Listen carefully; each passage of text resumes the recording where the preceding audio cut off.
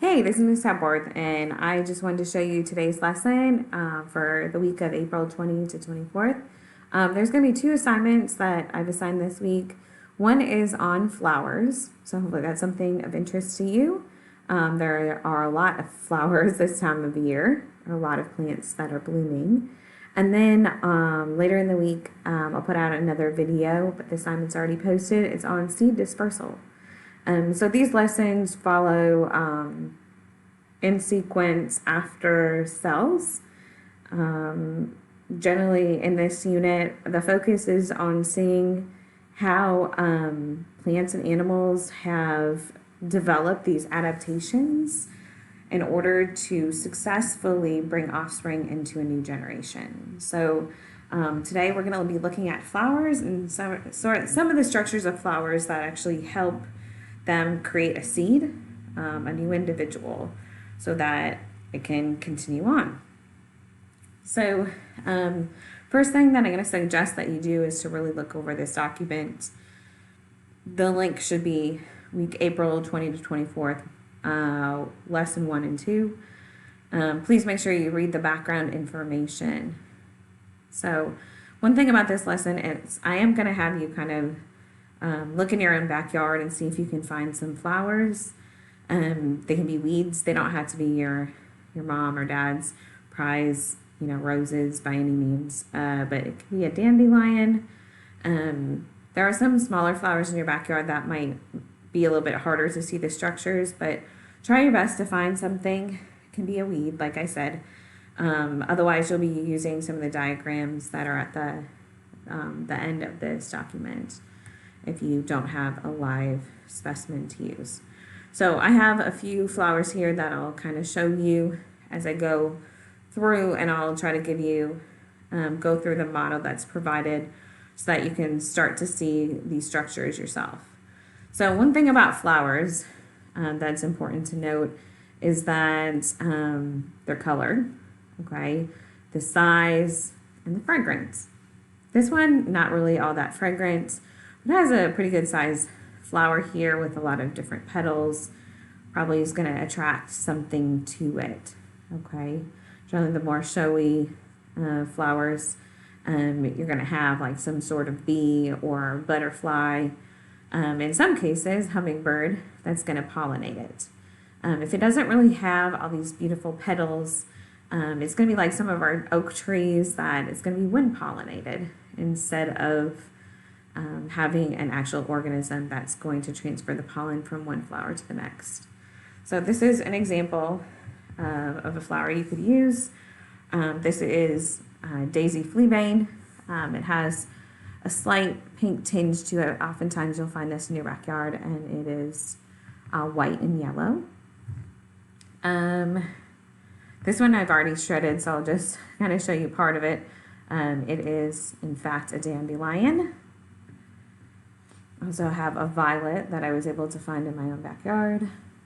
So this one might be a little bit harder to see the structures, but if you look closely, you probably can. This is part of an iris that I will show you in just a little bit, the different parts here. Generally, it's in 3 different parts, or it's together like this, and there's some additional petals. Very showy, very fragrant, okay? That fragrance is going to help attract some organisms to it so it can be pollinated. And then this is, I've already ripped off the petals to it, but this is actually a flower from our Mary Jane Magnolia tree in our backyard. So I'll probably be using the Mary Jane Magnolia and then the iris to really show you the different parts. This is actually a blossom from an apple tree in our backyard. It has dropped its petals, but you can still see a lot of the structures of the flower still remaining behind. So hopefully, well, if I wouldn't have picked it, it would hopefully have produced at least 4 different apples. So hopefully we'll have some apples this year. All right, so let's get to it. So for this assignment, find a flower, okay? sketch it out, write some observations. So what color is it? Does it smell? And then we'll get to the dissection part. The answers to these questions that you're seeing right here, there is a Google form that you'll fill out. That's also where you're going to be putting your picture of your flower or your drawing of your flower also there. You should label your flower with as many of the structures as you can identify.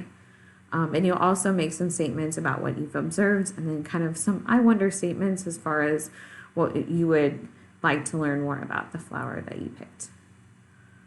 So let's go into some of the diagrams.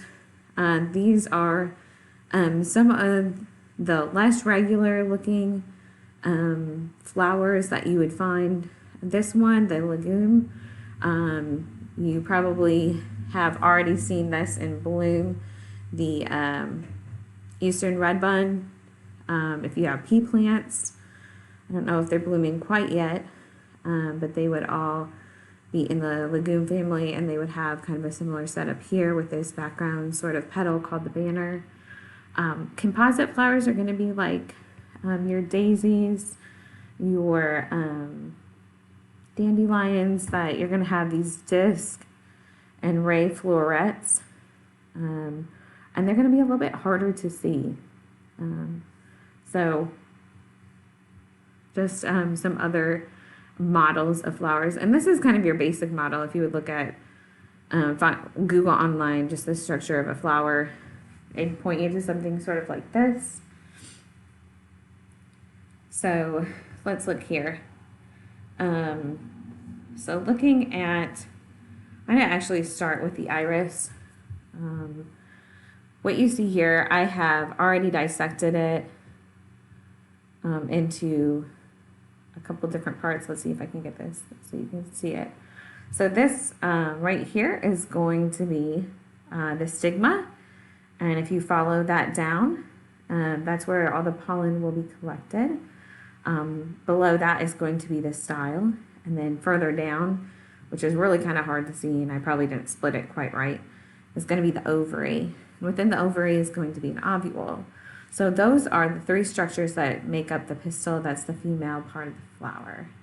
The male part of the flower, as you can see over here, which is kind of unique to see on this iris, that's where the pollen is. And that's the male part of the flower, where you have the anther. That's where the structure that's going to hold all the pollen. And then beneath that is the filament. And together the anther and filament make the stamen. So there's a lot of stamens on this petal here. A lot more than actually it's on this. There's more male parts of the flower here than female. So that's kind of an interesting distinction. You could probably ask some I wonder about that. So this is part of the iris. Has kind of a unique coloration.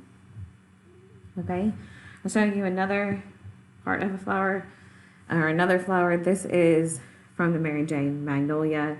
I've already taken off the petals, and so what you have left here is actually going to be several stigmas or pistils clumped together, and around the outside is actually going to be your stamens.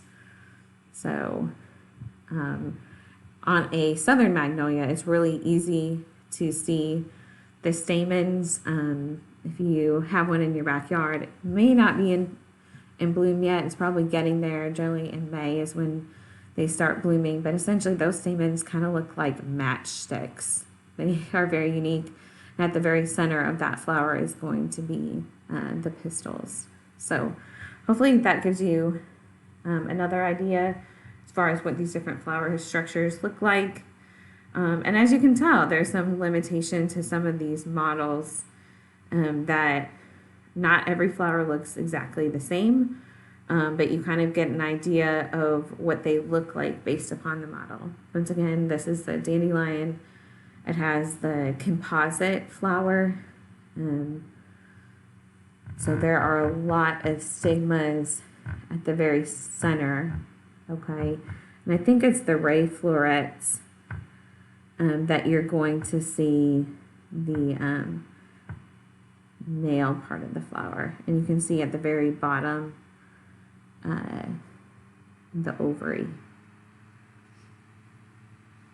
Excellent. So essentially what you're going to do, you're going to shred your flower, you're going to identify these different parts, make some observations, answer the questions, take a picture of your flower, or develop some sort of drawn model where you've labeled different parts. If you have any questions along the way, don't hesitate to ask, but hopefully you'll have fun shredding apart flowers and kind of seeing these different structures. Enjoy. Contact me if you have any questions. Thank you. Bye-bye.